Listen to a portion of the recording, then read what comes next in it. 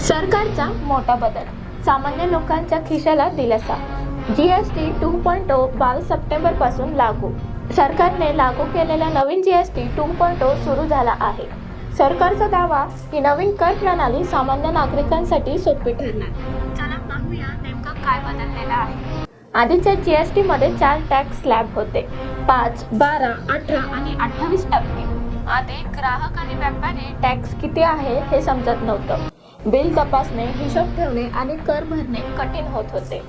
सरकारने लागू केलेल्या जीएसटी 2.0 मध्ये आता फक्त 2 स्लॅब आहे, 5 आणि 18%. रोजच्या गरजेच्या वस्तूवर जसे दूध, औषध, ब्रेड यावर 5%, तसंच मोठ्या किमतीचे किंवा लक्झरियस वस्तूंवर जसे मोठे गाड्या, इलेक्ट्रॉनिक, ऑटोमोबाईल यावर 18% जीएसटी लागू आहे.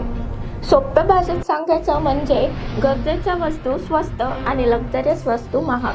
तसेच हेल्थ आणि लाईफ इन्शुरन्स यावर आता जीएसटी नाही. म्हणजेच आरोग्य आणि सुरक्षिततेसाठी होणारा खर्च सोपा होईल.